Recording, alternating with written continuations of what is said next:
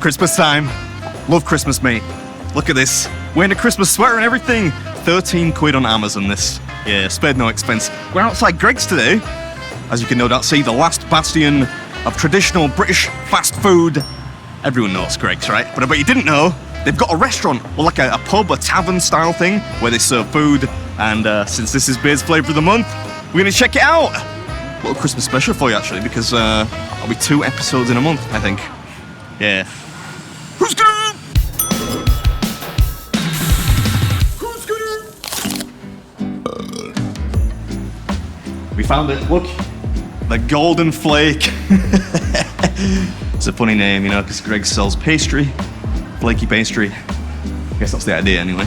I genuinely didn't understand that, but that's why I caught that. You didn't know? No. It's obvious, surely it's that. The Golden Flake. Look at this, they've even got the old-fashioned little tavern lamp. Seems authentic. Doesn't smell like a pub, though. Probably because it is quite new still. Let's see if the floor's as sticky as a traditional pub. No, it's quite dry. And a bit of a queue, a bit of a line here for the Americans watching. Oh, there we go. Dissipated quite quickly.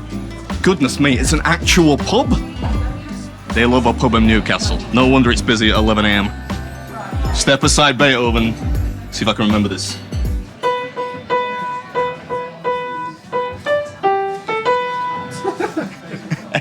Thank you. He's definitely seen the videos. He's not a fan of the musical prowess. Thanks for the pity clap, mate. I really appreciate it. Wonderful. How do you do, lad? He's handsome. Oh, thank you. Maybe I could get a phone number today as well. Early Christmas present. You got any mistletoe? Just gonna take off my jacket and reveal my festive attire. What do you reckon? It's a stretch of that, man. What do you mean? At least one of us made that. Look at this. Look at that. Shorts. It's Christmas time. Where's your Christmas spirit? What a time to be alive. I realise it's not a new invention, and that is basically available in most traditional British pubs, but I just never take advantage of it. Look at this, they've even got sort of custom Golden Flake Tavern beer mats, or coasters, if you live in America. Yeah! Definitely the first take. Just having a quick look at the menu here. Looks like there are lots of delicious things on here. You got basically your traditional Greg-style primary component, which is accompanied by something a little bit posh. For example, there's a chicken bake parmo. It's not just the chicken bake, a parmo inspired by the chicken bake, and it comes with potato wedges and coleslaw, vegan sausage roll. Vegan sausage rolls. I think we'll give that the swerve. Fish finger sandwich, steak bake mixed grill. That sounds interesting. Served with a mushroom, slow roasted tomato, and a fried egg. They've got some interesting looking puddings too. Yum Yum bread and butter pudding, which is presumably bread and butter pudding comprised of Yum Yums instead of actual bread. So the whole menu? Basically, yeah. No, look, Josh didn't get the memo about it being festive. Admittedly, I didn't, but I bought him a present. You went to some real effort with the wrapping paper. Yeah, so Josh, I've got you. I've got you the Santa Claus beard. I've got your Santa Claus hat. And I've also got your Christmas jumper.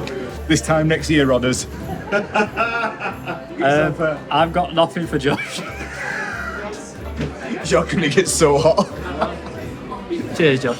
You're welcome, mate. You've stitched me right. Perfect. Are we in the spirit now, Adam? It looks like you two are, if anything, more in the spirit than I. Although he is wearing shorts. These are my Christmas shorts. Yeah. Ooh, look at this. Gourmet Greg's. Thank you very much, sir. Man, I really need to stop ordering everything. That's not really the point of a review channel, is it?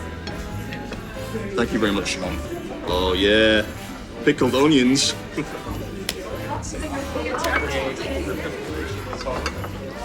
Thank you very much, boss. You're welcome. All right, this is it. The Golden Flake. We're gonna check out essentially almost the entire menu, sans the vegan sausage roll, of course. Could never. But maybe we'll start with the actual sausage roll. This is a Greg stalwart, but look at how fancy it is. They put a couple of leaves on there, little caramelized onion or something like that, and it looks, it has to be said, like you could charge about 10 quid for it now. Let's figure out if putting a little bit of gravy on there and accompanying this thing with mashed potato makes it worth 9 quid as opposed to, well, normally like a quid. Maybe not now. It's got to be £2 now, surely. I think Greg's make a pretty big commitment to keeping things still affordable. That makes it sound like a sponsored video. It is not. You can really taste the lack of meat. You don't really buy sausage rolls for the meat though, do you? You buy them for a little bit of fun. The onion adds something, you know. Let's try a slice with the onion, a little bit of gravy, and some green stuff on top. Just deep throated myself there with sausage roll.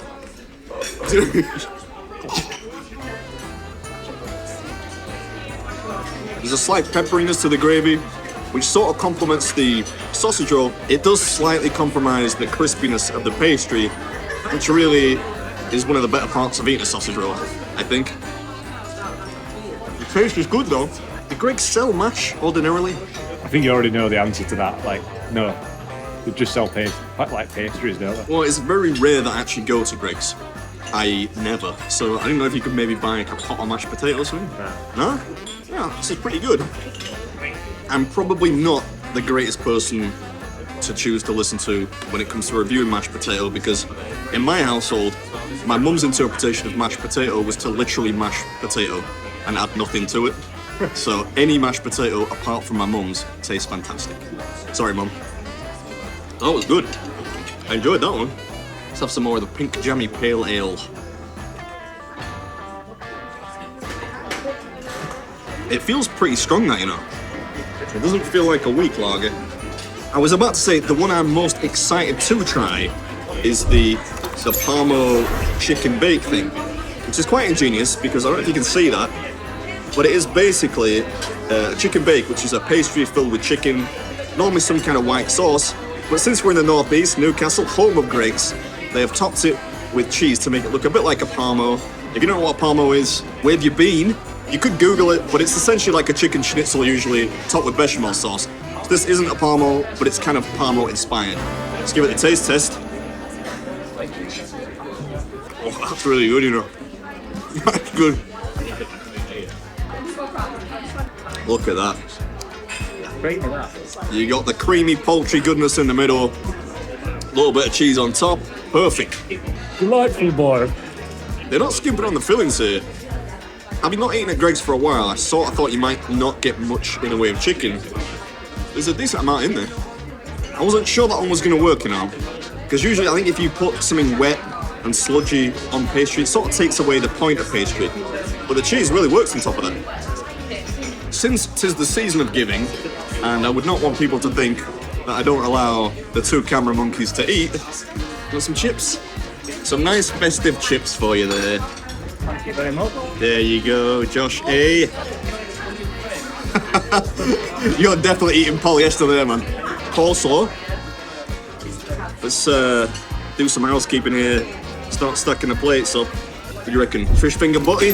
I've never seen fish fingers on the menu at Greggs, so I think this one's like straight out of left field. Like it's an actual they made this from scratch, surely. Yeah, I've never heard of or seen evidence of a fish finger sandwich on sale at Greggs, so presumably this is a bit of a foray into the unknown. Mushy peas and presumably some type of tartar sauce. You gotta bang the tartar in there, surely. Oh, it's a thick tartar. Oh, I messed that up. To get it in the burger.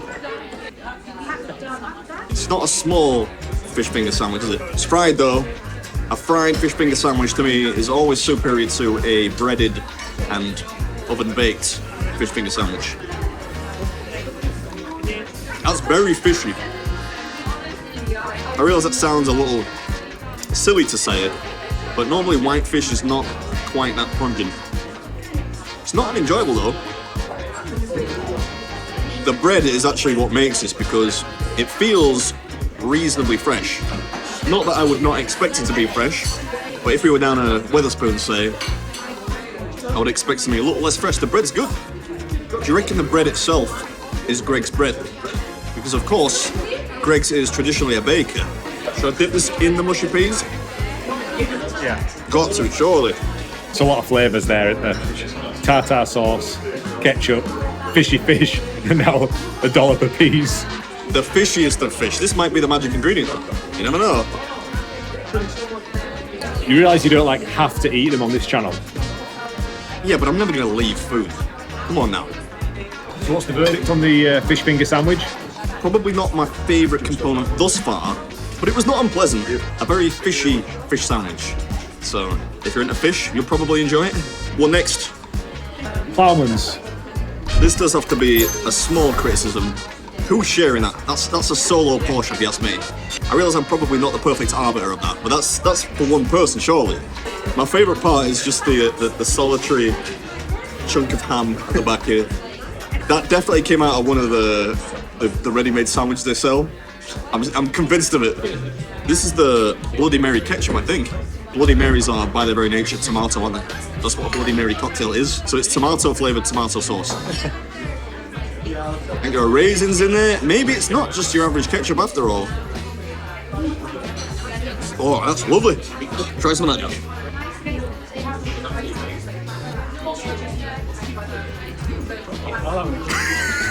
It's got a really intense fruitiness to it. It's really zesty. Garlic bread. Now this, I think you can get at a regular Greggs, right? I'm pretty sure you can get garlic bread in the same way that you get slices of pizza. I'm pretty sure they do garlic bread. What I'm noticing here is that it's not your typical garlic bread. It's on what I think the Joys would call a stotty. I would call a bread bun. Some people in the East may call it a club. But it's kind of like a regular bun just covered in garlic butter. Not bad. Not the finest garlic bread I've ever had. You reckon that's like a giant olive? It's a big olive. I realise that this is not particularly useful for a food review channel, but I have no idea what that was. Not the foggiest. Cheese and onion pasty. My sister used to love these when she was a kid. She used to always eat cheese and onion pasties. And somebody else that used to be part of the main channel used to eat these, but she would pick off the cheese and just eat the pastry.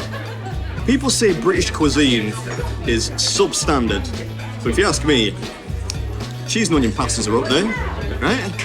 One could use a little bit more onion. I reckon you're probably supposed to mix and match these a little, right? Like maybe a little ham on top of the cheese onion pasty. Freshen it up a little bit. That looks a little more gourmet, I would say. It's interesting that some of these additional components that feel a bit perfunctory at first do seem to elevate the flavour of what is a pretty pedestrian dish usually, cheese and onion pasty. It tastes a lot better with some ham and apple on top. Scoop up the last of this sauce.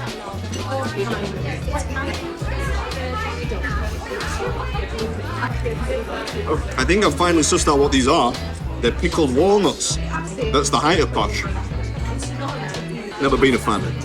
That's just a pot of pickled onions. First neck them.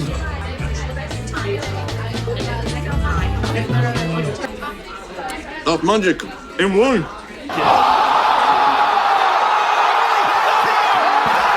I think we might need to figure out what is in this, unless it's a secret recipe of some kind, because that is a sauce that I would purchase from a local supermarket.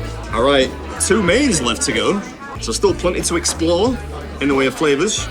This is the mixed grill, which is sort of an interesting idea because it is a steak bake, steak you would normally find on a mixed grill. It's accompanied by an egg, some mushroom, tomato, and some chips. Missing the pineapple though. Normally, on a mixed grill, really, in an English pub, you want a pineapple on top of the egg. I feel like this is one of those you've got to get the egg and the steak bake in one bite, right? Together. Oh yeah. They're not bad, Pretty rustic. I prefer chips to have a certain lack of uniformity. If they're sort of like, when you go to a shop and you buy those biscuits that aren't the right shape and they're cheaper, I always think that chips, if they're a bit wonky, I don't know, something feels a little more authentic about them. This food review stuff's a doddle, come on. The perfect chip to me, if there is such a thing, has to be fluffy in the middle, but crisp on the outside. It sounds obvious, but so many people get it wrong. They're actually pretty spot on. I need to get a bite of this with the egg, but without the gravy first, I think. I might make a bit of a mess here. I'm glad they serve this with gravy. because this is not the Greggs steak bake I remember. They're skimping on the gravy a little here. Maybe that's the idea though, if they're serving it with pouring gravy. I think there's probably a little too much going on texture-wise with that one. You got kind of a soft, delicious but a little sloppy egg on top of a crisp pastry. Probably not my favorite. Oh, a cold mushroom. I'd have thought you'd have bailed on that on this channel, you know. Never. You won't catch me wasting calories. Admittedly, that is about 3 calories, since it's fungus, but still. Could I possibly order one of the cocktails? Yeah, which one do you want in? Could I try the spiced caramel donut old fashioned, please? Thank you very much. Oh, this is like a meal in and of itself. See how cloudy that is? This is it. Some dramatic music, please. The festive bake. About the one thing that I would willfully go into a Greggs, order and consume. I think it's the best. I've got a theory about the festive bake, right? That it's a bit like Guinness or Worcestershire sauce. I think it was discovered accidentally. Like somebody, an intern one day, was cooking up like a regular chicken bake, accidentally poured some cranberry sauce on it, something like that. They thought, hey, let's do that with turkey and produce it en masse. Although I don't think it has turkey in it anymore. I think it's just chicken. This one is accompanied by probably my least favorite food of all time, Brussels sprouts. Whoa, look at this. Thank you very much. Question is, do you think it's going to taste like caramel donut? It smells like it. Very orangey though. It's got a lot of winter spice going on there.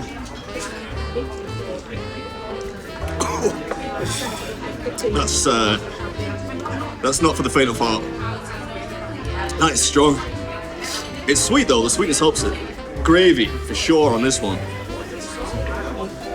Oh, look at that bit of skin on it. Lovely. That's my type of gravy. That's Yorkshire style gravy. All right, sprouts. Maybe my palate's matured, we'll see.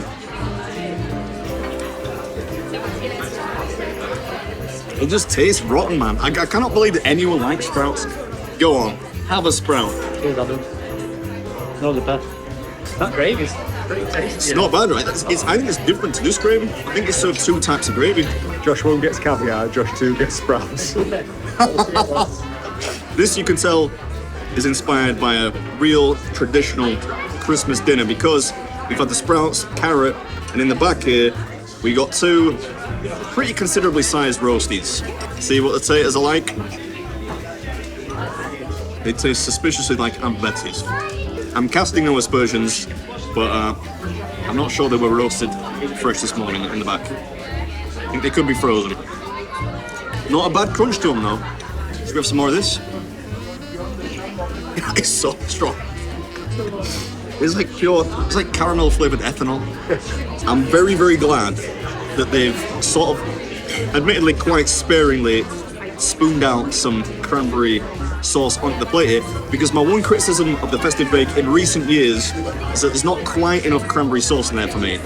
That might be because I'm into really sweet stuff, but the festive bake is without doubt, my favourite thing from Greggs. They are good. I can't remember the specific number, but I'm sure many, many years ago, I think I did like 20 of these. I love the dust on top too. I feel like they didn't always have the herby crust on there. Could be wrong.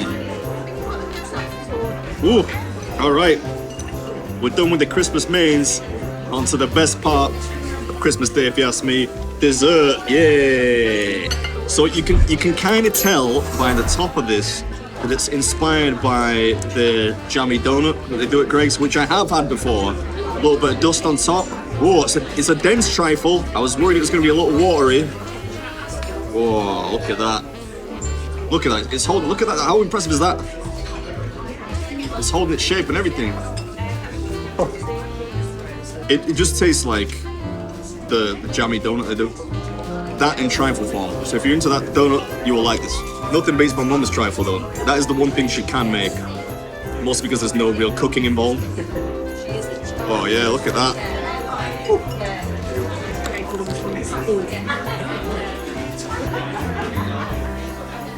Oh, I'm sort of sad it's over now. I've got that feeling, when Christmas is over, it's like past Boxing Day, not quite New Year's Day, but you know it's coming to a close. That's what I'm feeling right now. Fortunately, we're going to stick lashings of custard on the Yum Yum bread and butter pudding, which is a little bit of a twist on a regular bread and butter pudding made with those little twisty donut thingies. This has got everything you would want from bread and butter pudding, plus that sort of donutty, sugary taste to it. You've got the cinnamon in there, a little bit of nutmeg maybe. The texture is perfect. It's really kind of creamy, gooey. There's nothing I could do to improve this. It's good. You know what it is? I think it's the fact that the Yum Yums might actually absorb the sort of egg custard mix a little bit more effectively than regular bread. So it gives us this almost gelatinous texture. It's like eating a really rich egg custard with bits of sponge in it. Oh, final bite. There we have it. Only one thing left to do. Big question, what are you going to rate this thing? This is the Beard Star System. Imagine Michelin stars, only less prestigious. That said, I know a thing or two about it. For the last decade, I've eaten so much food, it hurts. Oh, that was quite hard. 1 star. Compelling flavours, a fun environment. If I was in the area, I'd come back for seconds. 2 stars. Exceptional flavours, a really charming concept. I'd make a special effort to come back. 3 stars. Cuisine beyond compare. An unmissable bucket list experience. This place will blow your flipping beard off. I think, although it does slightly pain me to say it, I can only give this 1 star. The food was delicious. There was some really interesting flavours in there, which I absolutely did not expect from Greg's. I kind of thought it might just be a regular sausage roll with some mash and a bit of gravy thrown on, but they really thought out a lot of flavours there. The concept itself is not quite as engaging as I thought it would be. I thought maybe there would be some more Greg's memorabilia on the wall, stuff like that. It's basically like eating Greg's in a pub, which I get it, that's the concept, but I would definitely give it 1. I'd come back for sure. The food is delicious, the drinks are powerful, and I can think of nowhere better to spend Christmas, that's for sure. Look at this. This is the true spirit of Christmas. Look how busy it is, everyone's having fun.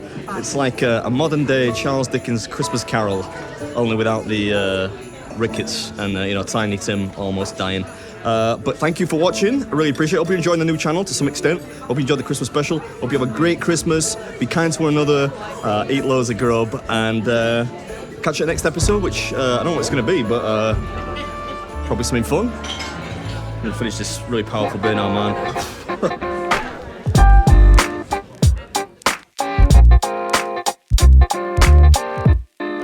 Hang on, I'm not sure I can deal with this. Look at that, that's a much better beer than this one. Cheers, Josh. You're welcome, mate. You stitched me right up.